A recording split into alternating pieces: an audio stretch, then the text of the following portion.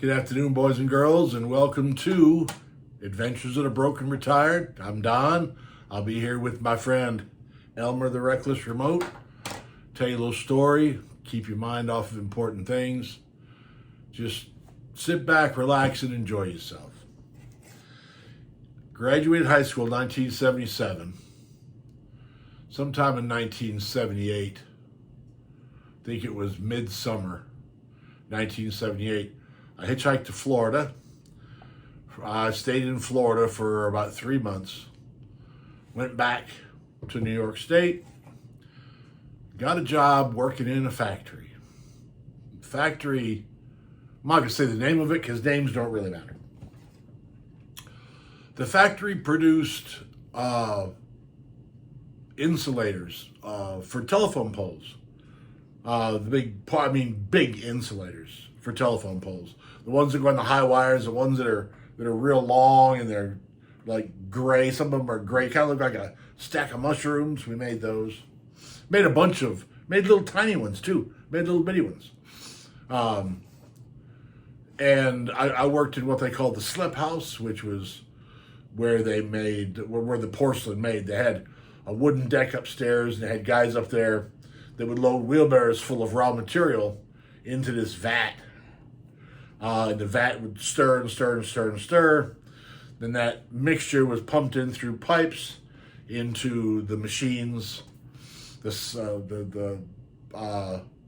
machines in the slip house where they'd squeeze all the water out. And then they would come out with these big discs of kind of, I guess, raw porcelain. They weren't hard yet. They were still kind of a little bit wet. They were just together. You know what I mean? Anyhow, I worked in it. It was hard work. It was messy work. It was wet and it was cold. I worked 3 to 11. So I would go in the afternoon. And when I went outside, there was no windows in my part of the building.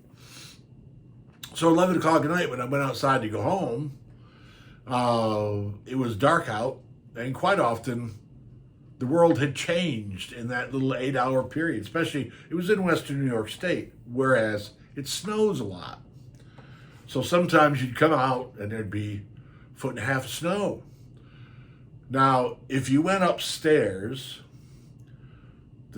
where them guys with the wheelbarrows were, they had windows, and those windows stayed open. In fact, a lot of them were broken. And when it was snowing outside, snow would actually come in there. Never got down to us. We didn't have windows. Never got down to us, but I remember going up there, screwing around. But the reason that I'm talking about this is because it really was it was only a short period of time because it was in between Christmas and New Year's of 1978. My buddy Gordy called. He had gone to Texas to get rich in the oil field, which a lot of people up north, when I was up there, a lot of people did that. A lot of people had visions of sugar plums dancing in their heads for working in the oil field. Some of them rightfully so. In fact, Gordy was doing pretty well. But Gordy was he called me up in between Christmas and New Year's. He called me up. I was at my mom's house. He called up and he told me, he said, "Man, you got to come to Texas, man." And he said, "I got $3,000 in my pocket and nothing to spend it on."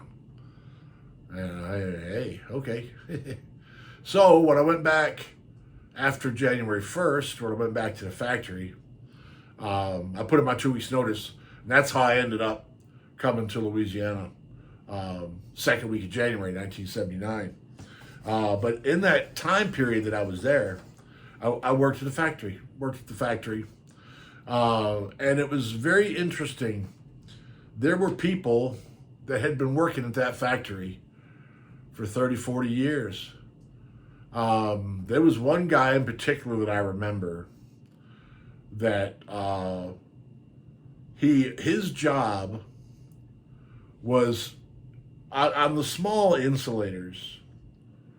They would have little band around them, little color band around them that would indicate what they were for. too small to stamp on. So they color coded them.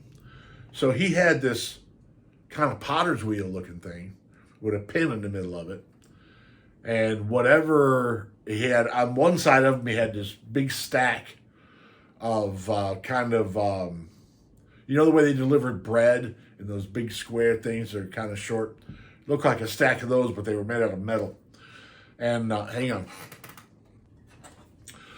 And he sat there at that potter's wheel. He had a stool, and he sat there at that potter's wheel, and he'd pick up a little insulator, put it on the potter's wheel.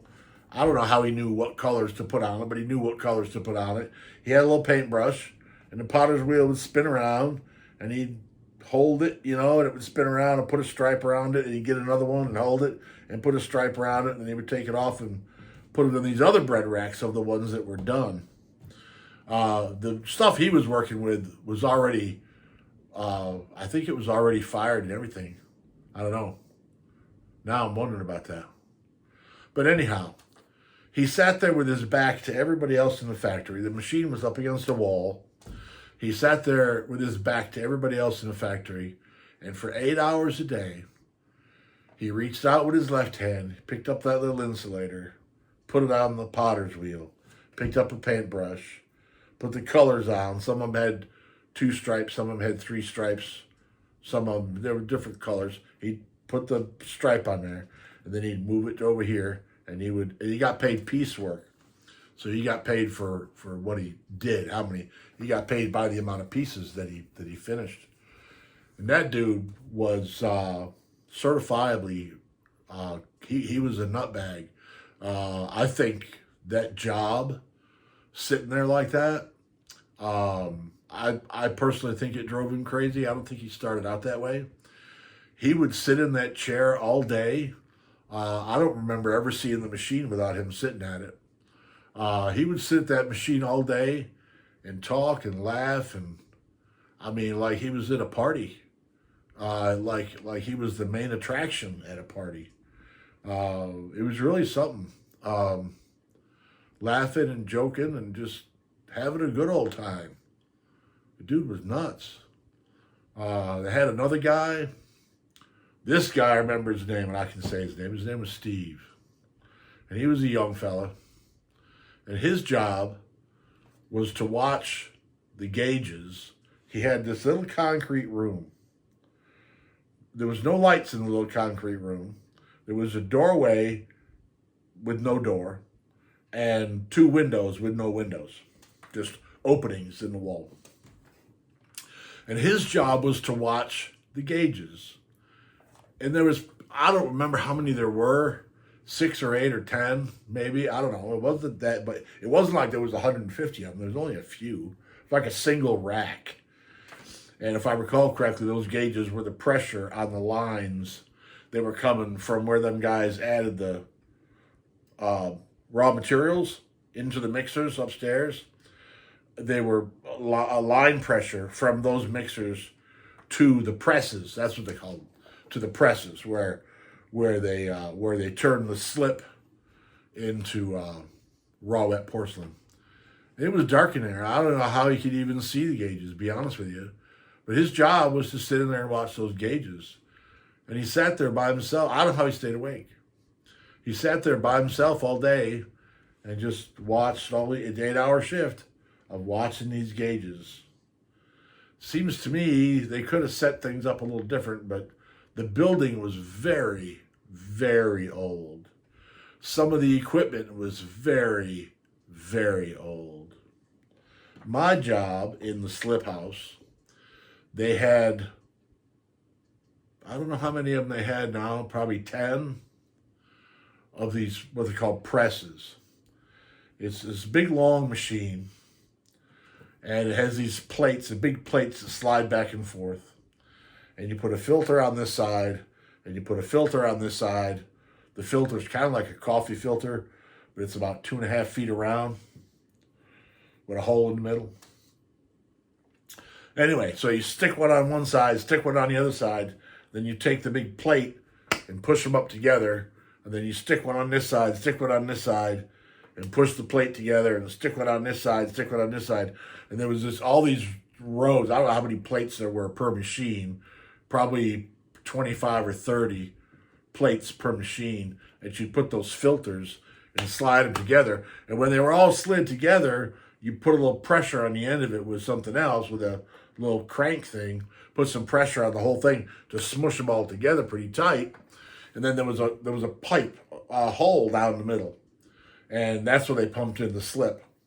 And the slip went into each cavity between those filters, and the filters would let the water go out but not let the slip go out, so it made these big discs.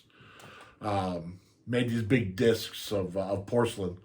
And we then separated the discs, separated the plates, took the pressure off, separated the plates, pulled out the disc and the filters, and did it again.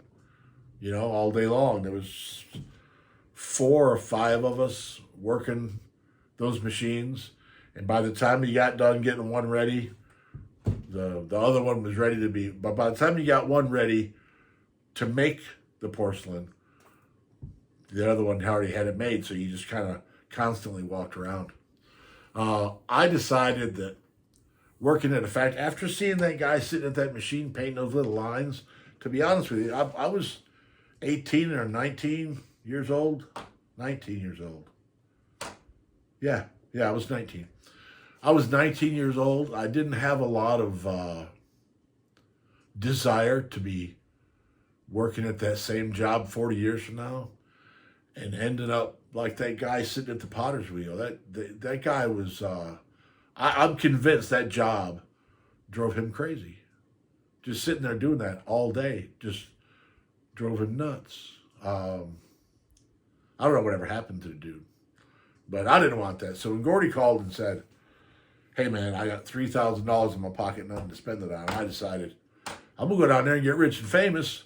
I'm gonna buy myself a new truck and a new dirt bike, and I'm gonna head out to California, and I'm gonna go ride the desert, because that's what I really wanted to do. I wanted to go to California and ride the desert on my dirt bike, which is a whole other story, which we'll tell another day. Don't forget to hit the like if you like the video. If you like the videos, please don't forget to hit the like thing, and of course subscribe and comment and hit the notifications buzzer. And we'll do the best we can to provide you with something you find interesting. Thank you so much. I really appreciate you being here. Thank you. Have a good afternoon. 1.